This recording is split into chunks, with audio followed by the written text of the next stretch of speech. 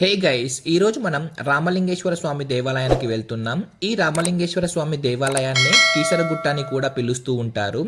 ఈ కీసరగుట్ట వచ్చి మనకి తెలంగాణ రాష్ట్రం మేడ్చల్ మల్కాజిగిరి జిల్లాలోని కీసరలోని కేశగిరిపై ఉంటుంది. ఇక్కడ మనం శివుడి భార్య భవాని అలాగే ఆంజనేయ స్వామి దేవాలయాన్ని చూడవచ్చు.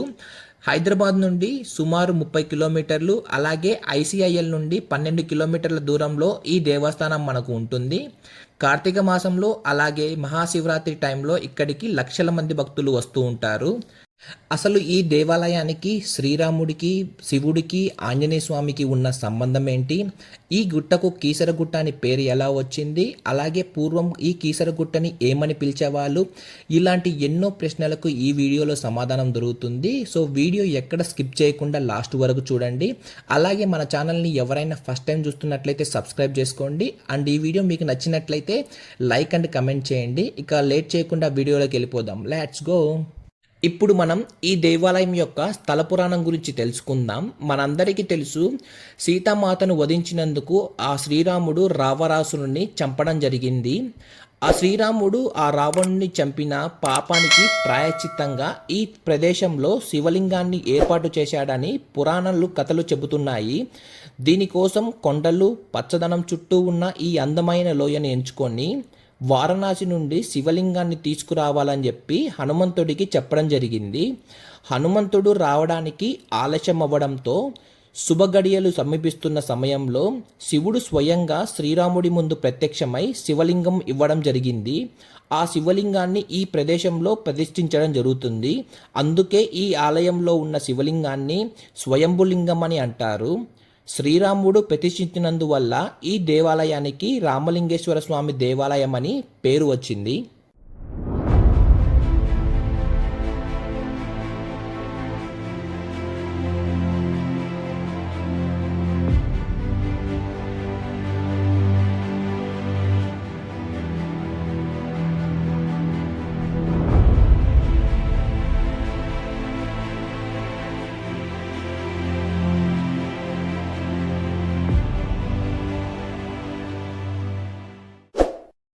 అలా శివుడు ఇచ్చిన లింగాన్ని ప్రతిష్ఠించిన కొంత సమయం తరువాత వారణాసి నుండి 101 లింగాలతోటి హనుమంతుడు రావడం జరుగుతుంది. కానీ తాను తెచ్చిన లింగాలను ప్రతిష్ఠించలేకపోవడం వల్ల బాధపడుతూ లింగాలను ఆ ప్రాంతమంతా విసిరేస్తాడు.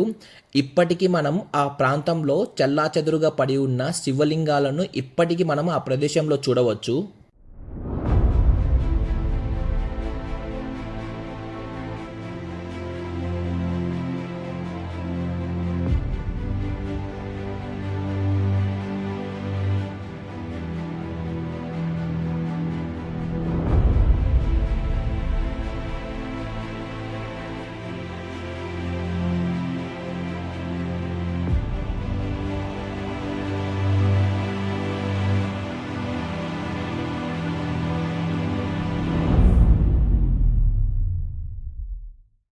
ఇప్పుడు మనం ఈ ప్రదేశానికి కీసరగుట్ట అనే పేరు ఎలా వచ్చింది, అలాగే పూర్వం ఈ ప్రదేశాన్ని ఏమని పిలిచేవాళ్ళు అన్న విషయాల గురించి ఇప్పుడు మాట్లాడుకుందాం. శివలింగాన్ని ప్రతిష్ఠించకపోవడంతో హనుమంతుడు ఆగ్రహంతో ఉంటాడు. హనుమంతుని బాధను చూసిన శ్రీరాముడు ఆలయంలో జరిగే పూజల్లో తనకు ప్రాధాన్యత ఇస్తానని మాట ఇవ్వడం జరిగింది. అలా మాట ఇచ్చిన శ్రీరాముడు లింగం ప్రతిష్ఠించిన కొండకు కేసరిగిరి అని నామకరణం చేస్తాడు. కేసరి అనేది హనుమంతుడి తల్లి పేరు. అలా కాలక్రమేణా ఈ పదం రూపాంతరం చెందుతూ కీసరగుట్టగా మారింది.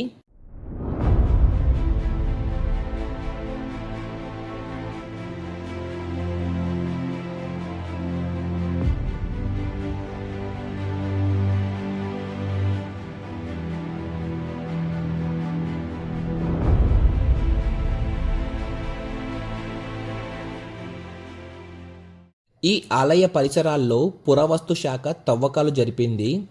ఆలయానికి ఉత్తరం వైపు ఉన్న కొండపై ఇటుక నిర్మాణాలు అలాగే శివలింగాలు కనబడతాయి. ఈ ఆధారాలు చాళుక్య సామ్రాజ్య పాలనకు చెందినవని గుర్తించడం జరిగింది. కోటగోడలు, యాగశాల, ప్రార్థన మందిరాలు ఇక్కడ బయటపడతాయి.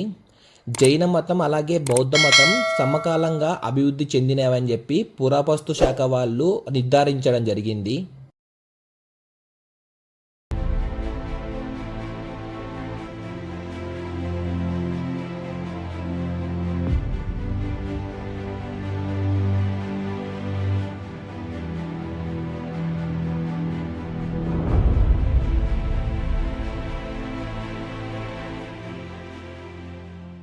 ఈ ఆలయాన్ని మహాశివరాత్రి అలాగే కార్తీక మాసం టైంలో లక్షలాది మంది భక్తులు ఈ ఆలయాన్ని సందర్శిస్తుంటారు. హైదరాబాద్ చుట్టుపక్కల ఉండే భక్తులే కాకుండా పక్క రాష్ట్రాల్లో ఉండే భక్తులు కూడా ఇక్కడికి వచ్చి ఆ శివుని దర్శనాన్ని పొందుతూ ఉంటారు.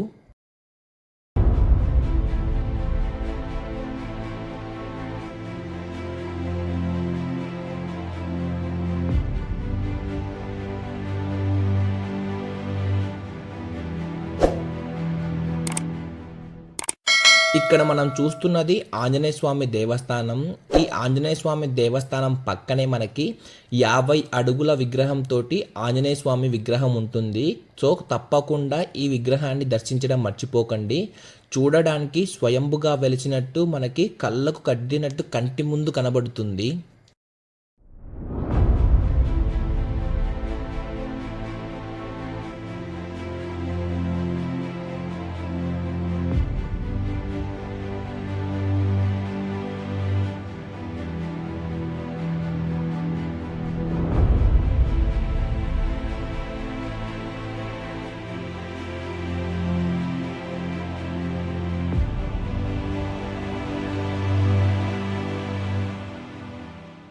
ఒకవేళ మీరు గనక హైదరాబాద్ లేదా హైదరాబాద్ పరిసర ప్రాంతాల్లో ఉన్నట్టయితే టైం చూసుకొని ఒకరోజు ఈ టెంపుల్ని విజిట్ చేయండి. తప్పకుండా మీకు పాజిటివ్ వైబ్స్ కలుగుతాయి.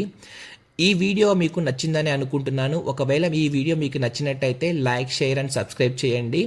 ఇలాంటి ఎన్నో వీడియోస్ మన ఛానల్లో అప్లోడ్ అవుతుంటాయి. Keep watching. ఇంకా లేట్ చేయకుండా నెక్స్ట్ వీడియోలో కలుద్దాం. Until then bye.